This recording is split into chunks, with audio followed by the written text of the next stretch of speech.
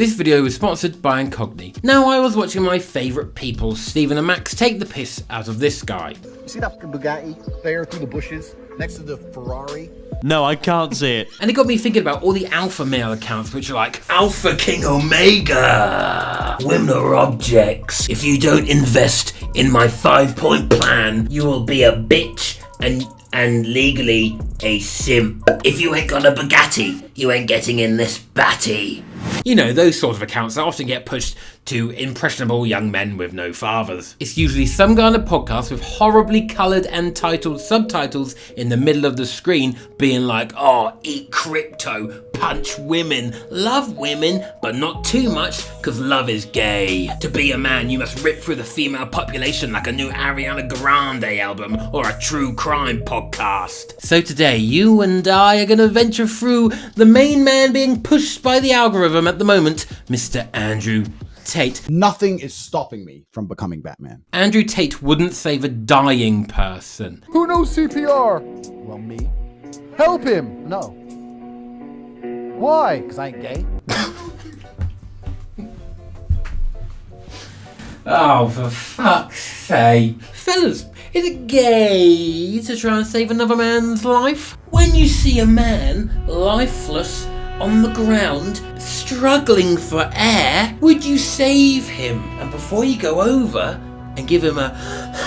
just think, are you prepared to be a hero or a homo? Oh, that's deep. This also suggests that he has learnt CPR purely to save women. Why going to school is useless. Nice. I will not send my kids to school. I don't think they're gonna learn anything. Do you know how many fucking teachers I've seen pissed out of their minds? I'm a teacher. You ain't got shit to teach my kid. What? Who on earth has gone to school and seen a teacher pissed out of their head? That's absolute nonsense. Oh, this man grew up in Luton.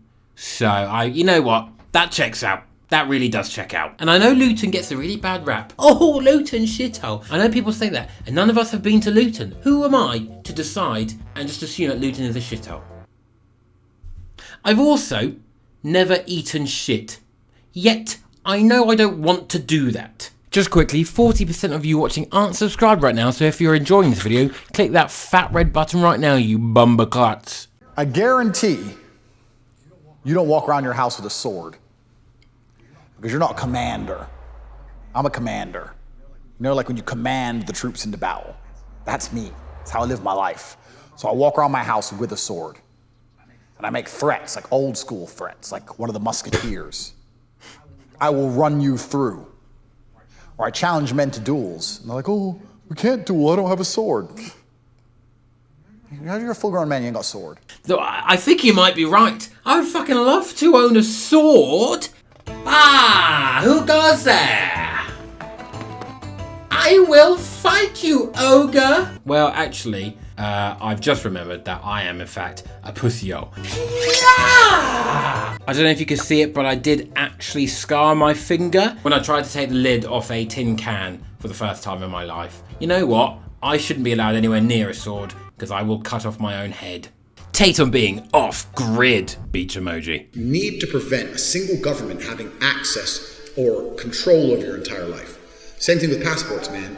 If I fuck up big time and England wants me in jail, I can fly on a Nigerian passport, or an American, or an English, or a Polish, or an Estonian. I have so many fucking passports.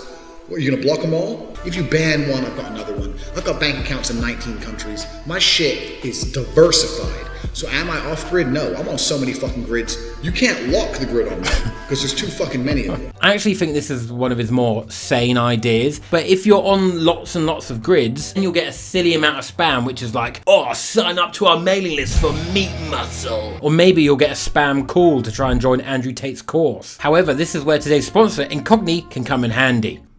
Good segue that, isn't it? Thousands of data companies get your personal info and sell it on to unknown businesses for whatever they want. Your full name, email, home address, gender, phone number, IP information, relatives, shopping habits and more. Now, you are allowed to request your data to be deleted. However, it's just a long process and honestly, who individually is going to do that themselves? I don't want to have it, but I just can't be bothered. However, Incogni will happily do it on your behalf. They help you protect your privacy and take your personal data off the market by reaching out to the data brokers on your behalf, requesting for your data to be removed and dealing with their objections. And the whole process is automated. We've all popped in our email, our phone number, ticked a couple boxes, whatever, and then started getting spam texts and spam calls that we never asked for. The first 100 people to use my code Ciarán will get 20% off Incogni. So why don't you stay on the grid like Mr. Tate, but with as little information as possible by using my link in the description down below. You ain't got shit to teach my kid. You're an idiot. I can teach him to fucking do math at home. We have the internet. We have unlimited information. I can say Google World War II, write a report, talk tomorrow. And with discipline, my kid will know more than any kid in any public school. Your report about World War II is up. Where will we fight them? No. Zombies was in the game. Okay, they weren't on the beaches. That's the answer. Who was the good side in World War II? Well, that's...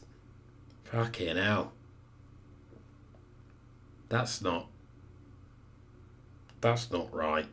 We have the internet. We have unlimited information. The internet is inherently unregulated. So your kid might start off watching Tom Scott videos. He'll probably learn quite a bit. I'm sorry. I've made a big mistake. I went to Slough. And then a couple months down the line, when you're like, oh, go to school again, and he goes on the laptop, all of a sudden, he's ordered 14 scimitars off of the dark web, and he's coming to fuck you up. He wants to be the king of the house now. He's gone down a rabbit hole. He's got 14 scimitars, like a historic General Grievous, and he's coming to fuck you up, Dad. This is his house now. Anyone who owns a scimitar is the king. Because it looks funny, but it's dangerous. Why I will never wear headphones in public, hashtag motivate yourself. Oh, that's it. That's what's been holding me back, bruh. Spotify. I will never ever wear headphones in public.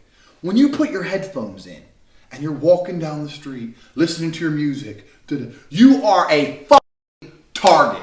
Now you may live in a safe area, but if you're watching this from England, you don't live in a safe place. People get stabbed there all the fucking time. You are losing one of your most important sensory perceptions. And I've been jumped 4 times. And every time I was jumped, I didn't see it coming, but I heard it coming. You're walking and you hear those footsteps coming up behind you. You're like, whoa, that's your chance. That's all you got. That's your chance to not fucking die. Every time I see someone with their fucking earphones on, it's garbage. It's insanity. You wouldn't walk through life blind. Why are you walking through life deaf? Is your music so important? So next time you're sitting there thinking, oh, I really want to listen to this, and you start getting your headphones out of your bag, realize you're making yourself target number 1. You're advertising to the world that you are not combat ready. Combat ready? I'm always combat ready, mate. You think I'm not combat ready just because I've got earphones in? I'm so Sigma male, my earphones have a mode where they make the outside world louder than normal. My earphones actually enhance my combat readiness. Just imagine it now. I put my earphones in, and this is what it sounds like. And yet I can still listen to music and still fuck you up on the daily. I can hear you walking behind me from a block away. I'm walking down. Oh, what's that? And I did all of that while still listening to the absolute anthem that is Sim Time, Sim Place.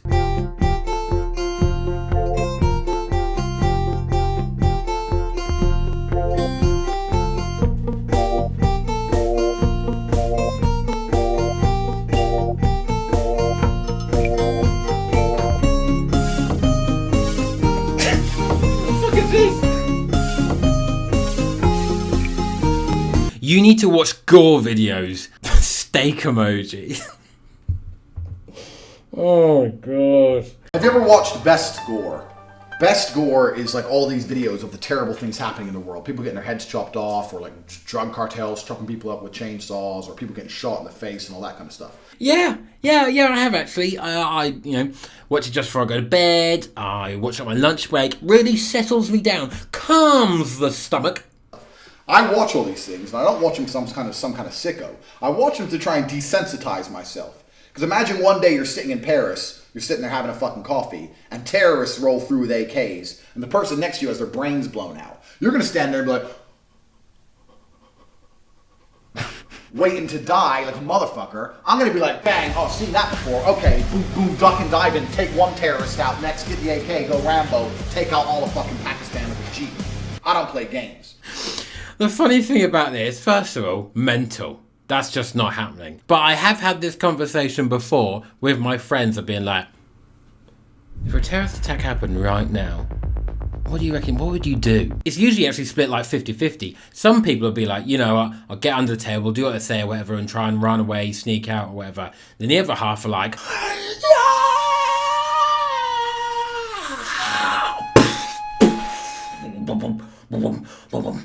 my personal fight or flight response is to run. I've never been in a fight my entire life, and I'm simply get away as quickly as possible from any sort of confrontation or altercation as soon as you can. Okay, boom, boom, duck and dive in, take one terrorist out, next get the AK, go Rambo. Andrew here would go full Rambo. Approach a man with an AK who I assume is at a reasonably far distance, take the gun off him, kill him, and then kill all the other terrorists. But what happens once you've done that, Andrew, and you turn around, you're like, I am the big hero.